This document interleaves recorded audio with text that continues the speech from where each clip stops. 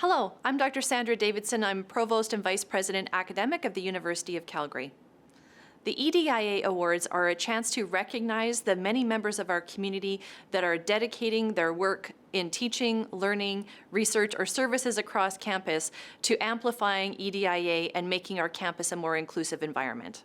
And we commend all of our award winners and all of our nominees for their ongoing efforts to make our University of Calgary campus more inclusive and making sure everyone feels that they belong. And we celebrate your exceptional achievements, whether those be in research, policy, teaching and learning, services, or other initiatives that help make our campus a welcoming environment. We are so proud to have an outstanding group of recipients for the 2025 EDIA Awards. We thank you for your ongoing dedication to EDIA and making our campus culture even better by increasing EDIA in teaching, learning, research, and everything we do. Thank you so much. I'm Sarah. I'm a postdoctoral associate at Schulich School of Engineering. My work is focused on development of novel technologies for detection of cancer. And the point for us was to design patient-oriented technology to support patient needs and also market needs. Looking at the EDI values in our research will provide a huge benefit for my research because it helps us to have a holistic approach when we were doing research for development of this technology, specifically considering patients' pain, cancer patient pains that require to look at different stakeholders' needs for this technology, and top of them, a patient's a need for using this technology that's required to be affordable, accessible, and easy to use, and of course, pain-free. We benefited from EDI values for development of our technology that respond to the needs of the market and patients, and at the same time, we consider as a mentor, as a researcher, what we can do for the research community, the people who are doing in the lab to know about EDI's values and how to integrate these values into their research. Hi, my name is Chantal Zimmer, and I'm the manager of the Center on Aging at the University of Calgary. I've been leading the Age-Friendly University initiative since 2021. It's a global initiative that aims to improve age inclusivity at the University of Calgary for older faculty, staff, and students. Starting in 2021, our center conducted a scan of the literature to determine methods that other post-secondary institutions have used to assess their age friendliness. This scan led us to discover a comprehensive tool to establish a benchmark of the University of Calgary's age friendliness. This led into an institution-wide assessment of age-friendly campus practices and environmental features at the university that engaged almost 2,000 faculty, staff, and students, gauging their perceptions of age friendliness and age inclusivity. I'm Pallavi Banerjee. I am an associate professor at the Department of Sociology. I'm also the Research Excellence Chair. I'm Rianne Lanya. I'm a first-year PhD student in sociology. I am Shantanu Datta. I am a fifth-year PhD student at Oakland School of Education. I'm Pratim Sengupta. I am a professor of learning sciences in the Oakland School of Education and also with the computational media design program. I'm Chetna Khandelwal. I'm a third-year PhD student in the Department of Sociology. I'm Megha Sanyal. I'm a PhD candidate in learning sciences at the Oakland School of Education. I'm Fatana Jaredar. I'm a PhD student in the Department of Sociology. We are the Youth and Anti-Racism Integration Collective, the YARI Collective, and we are a group of researchers at the University of Calgary from across various disciplines: sociology, education, learning sciences, the computational media design, the law school, medical school, and we have come together with 50 newcomer youth of color from the city that work with 4 different nonprofit organizations in the city that serve immigrants and refugees. And we have come together to envision a future that would be, by centering the anti-racist perspectives and dreams of the newcomer youth of color, to envision a future where their futures would be centered. So we've been working with the Yari youth for the last 2.5 years.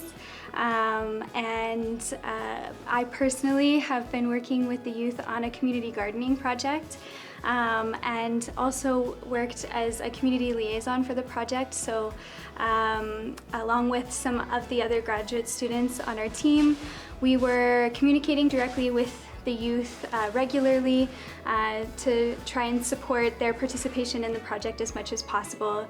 And so this involved a lot of communication throughout the week in between our workshops. And it was about getting to know the youth and what was going on in their lives and doing our best on our end to support their participation. So the work that I have primarily done with the youth for the past 2.5 years is co-design computational models with them that are grounded on their experiences of friendship, and also how they would redesign and reimagine very canonical algorithms. So some of these algorithms and models include the lunar lander model, which is basically this gamified model where you have to land a spaceship on the surface of the moon in very precise manner.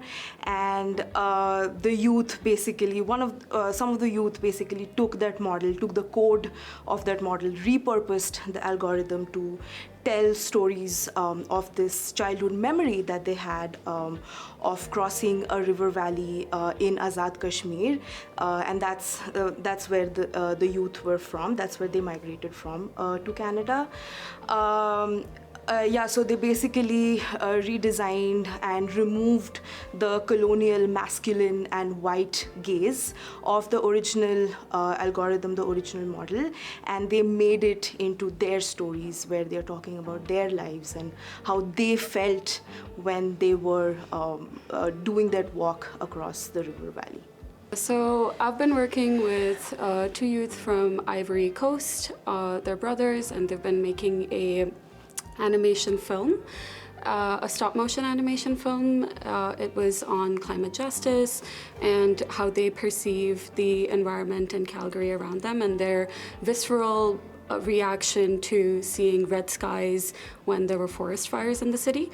And in the process of making these films, when the youth were reflecting on their journeys from Ivory Coast to Canada, they brought up, they created this imaginary insect. They called it the elephant insect, and it was supposed to represent the lost histories of the colonially erased histories, rather, of elephants who were elephant populations that were depleted in Ivory Coast as a result of colonial violence. And these came alive again in their animation movies as they brought this elephant insect into life and showcased it to its very Canadian audience.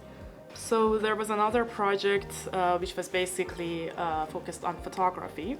One of the youth would interview other youths about, mostly about the moments that they felt lonely in Calgary and the places that they would go when they feel like that. And then after the interviews, we would go to those places in the city and photograph that place, like from their perspective, or from those stories, based on those stories, but from the lens of the camera of this specific youth. And then we would talk more about that photograph with them and ask them how they feel, whether they represent their memories, their feelings. And throughout doing those interviews, we would also remember memories about before their immigration, after their immigration, the first day they immigrated to Canada, the most maybe highlighted moments that they felt like they don't have here anymore. And from that, we came to a series of photos, and we had a photography exhibition. Almost 3 years of work with the Yari Collective. We have, and following our mandate of catering to the youth along the lines of a critical intersectional imagination that is truly anti-racist in its core. We wanted to center the youth voices in the best way, honor the life histories that they have and the struggles that they undergo in the present Canadian system, which meant that as researchers and as scholars, we always had to critically interrogate our role in the project, how we are aligned to what they want to do, rather than giving into canonical ideas of what anti-racism should be like. They provided us with the visions, and for us, me personally, I sought the disciplinary expertise of cinema and filmmaking, animation, as well as technology to kind of support them to realize their vision and to bring those stories to the fore. So collectively, through the many disciplinary expertise and the engagement, we could center the youth voices in the best possible ways, not only through many of several public-facing installations and engagements, but also through the collaborative rearing of a community garden that we had. Our work has kind of not been just at the university or in academic spaces, but also gone on to be in conversation with the communities that are really not well represented in the city demographics, as well as in the many public institutions that are part of the Canadian society. While we were in this, we had UNHCR representatives from UNHCR visit us, and they are eager to know more about how this project materialized, and particularly the visions of the youth. And we have prepared reports that we are getting ready to send to them. So as Pratim mentioned, we hope that the findings and not just the findings, but what we have created together in this collective with the youth actually informs how UNHCR and the Canadian government implements and envisions their immigration policies, policies for people who come here as refugees, and particularly young people, and center their visions and their dreams in the work that we are doing collectively at the university, outside of the university, with the service providing organizations as well as the government. But for this project, what's next is we are meeting the youth, and they will be leading us to the next phase of the project, which we hope will reshape how Calgary is for them, and thinking about Calgary as a space that was created on colonial ideals, and dismantling that and reframing the space through the youth's vision. We had 50 youth that we started working with, and then we have, over the last 2 years, we have regularly met about 30 youth across, I would say, how many countries? I think 14. 14 countries who speak about 26 different languages. Pratim, you had something? Yeah. So often the research projects that we do as academics are evaluated in light of its findings, and I think that's the usual metric that the university uses, the academy uses, the public use. But I think something more fundamental at the heart of justice and equity, if we really operationalize these words, is the word relationship and humanity, and even more than human relationships. And what we are beginning to recognize is that through this project, what has potentially been transformed is the youth's relationship with who they are becoming in Calgary, with the city itself, with Canada, with what it means for Canada to be home to a diverse population, and how do we grow these relationships beyond where they're standing currently. So rather than beyond the idea of a few different findings that can become talking points for policymakers, but doesn't really get implemented, I think there is something more fundamental and deeper that has become more important to us, which is supporting the youth to move ahead, and also letting the youth show us the way, where to go next. So my name's Dr. Renita Minocha, and I'm an associate professor in the Department of Clinical Neurosciences with an adjunct appointment in kinesiology. I work half the time as a physiatrist, a medical doctor in physical medicine and rehabilitation, and the other half of my time as a researcher. I'm really passionate about helping people with mobility impairments and accessibility issues. So as a physiatrist, I work a lot with patients with disabilities, people who've had spinal cord injuries, amputations, and strokes. A lot of these patients are often excluded from research, and so I'm passionate about making our research spaces more accessible, both to researchers who might have impairments, as well as students, as well as research participants who might have mobility impairments.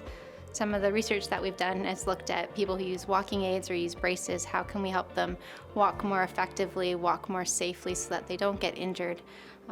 Walking aids themselves can actually cause injuries, so if you imagine you had a disability and then you got injured, say you fell from your walking aid or you got shoulder pain from your walking aid, that's just going to compound your impairment. So our lab, the Better Mobility Lab, is really passionate about improving our patients' function and quality of life. So in our lab, we're very passionate about making sure that we're inclusive as a lab. And so we've had students from all the different faculties, nursing, kinesiology, students from health sciences, engineering. We really tried to use interdisciplinary approaches to looking at our problems. We think that diversity of perspectives helps us have, more innovative solutions. I'm also passionate about ensuring that women have the ability to access scientific spaces, and particularly people of color. And so our lab has also been nicely represented from a gender and race and ethnicity perspective. We've also worked really hard to make sure we're inclusive from a language perspective. So one of the things we've done is develop an app that teaches people how to use walking aids, and we've made sure that app is available in English, French, Spanish, and German. I'm looking to grow that language base as well, and our lab has recently started working to help people from the Punjabi community learn more about their health. And so we've been running a lecture series on different health-related topics, such as pelvic floor health, how to do CPR, and they've all been run in Punjabi, and I think that the community has really appreciated that sort of connection with the university, and our students have appreciated those leadership opportunities. Hello, my name is Amin, and I'm a fourth-year student at the University of Calgary in kinesiology. I am very honored to have been nominated and awarded the EDIA Committee Undergraduate Award for this year. I'd like to take a moment to thank, my nominator, Dr. Thompson.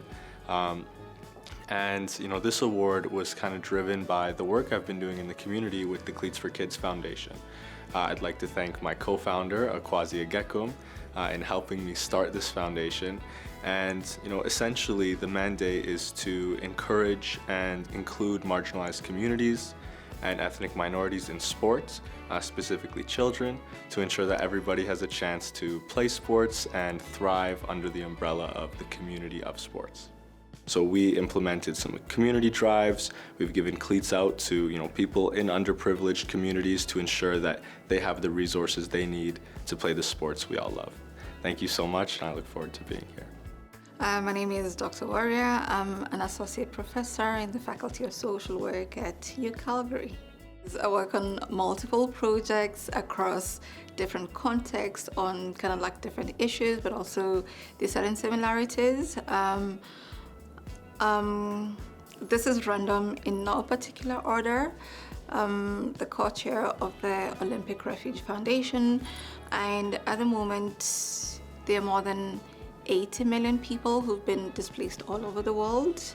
This is internally displaced within their countries and out of their countries, and about 85% or more than 85% of them live in precarious situations where the health systems are broken, the mental health issues, amongst lots of other peace and conflict related issues.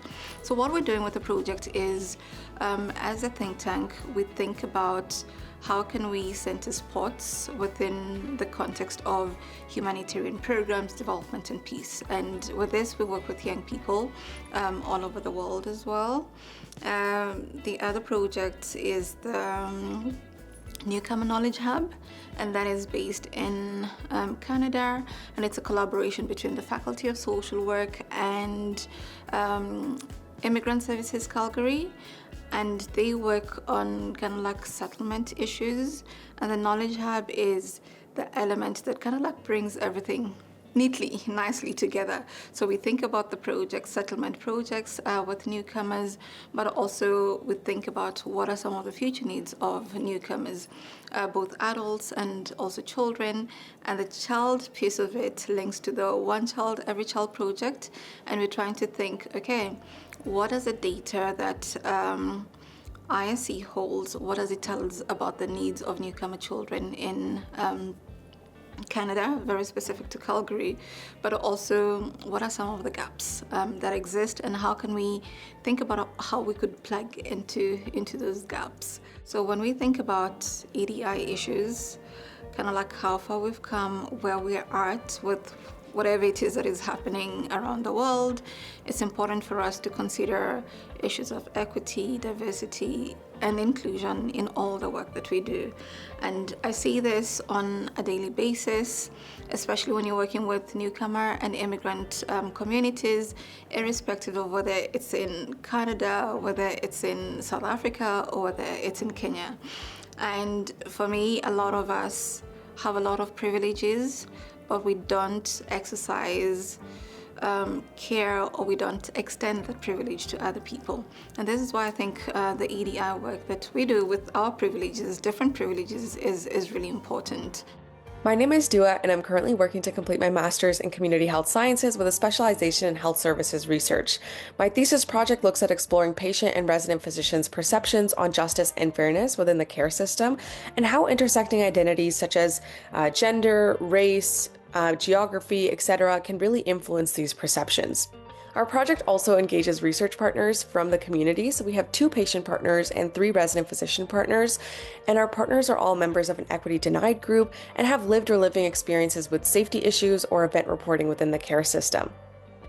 Our partners have really supported the work from the study design to data collection methods, such as helping to develop the focus group guide, the interview guide, coding the data, analyzing the data, and really sharing their perspective to understand the results. Their voices and contributions are deeply ingrained in this work and have been monumental in really driving this forward and making it relevant to the populations we want this work to serve. So I'm really, truly grateful to have such a strong team, and I really just can't see another way of doing research now. And this project genuinely would not have been as impactful as it was without the support and contributions of our partners. So I'm honored to receive this award, and I'm deeply grateful to my supervisor, Dr. Aaliyah Kassam, and my research partners, my research participants, and my friends, Jasprit, Georgia, and Linda, for all their support and the contributions that they've made to this work. Thank you so much for this recognition. So hello, my name is Jane Slesser, and I am a sessional instructor and a PhD student with the Faculty of Social Work, University of Calgary. Important for me is grounding my teaching in relational accountability to students, to my peers, to the larger community, and to the institution. Ultimately, I believe that good teaching honors students for the wisdom and experience they bring to learning, engages students in discovering and exploring their own passions, directing their own learning and the co-creation of knowledge, and instills in students the value of ongoing continual learning throughout their social work careers. Thankfully, social work classrooms have become much more openly diverse than when I was first a social work student. This emerging diversity in the student body is exciting. Some of the biggest challenges facing us today as local and global communities will be solved when social workers with different worldviews, perspective, and experiences learn from each other and evolve together. My fear is that, although we may be progressing as institutions, some social work students still don't feel comfortable to bring their whole self to the classroom. Rather, they must, as Alok Menon states, disappear parts of themselves to exist in such spaces. Only partially seen students whose experiences may be decontextualized and dehistoricized struggle to feel valued, supported, and engaged, and the class loses the contributions they may have made to collective learning. I have seen, the difference when students are acknowledged for the knowledge and wisdom that they bring. I have seen students take charge of their own learning, increase confidence in students, feeling empowered, feeling valued, and the difference it makes to their learning experiences. They leave the classroom with confidence, knowing that their perspectives are valued, knowing that their knowledge is valued.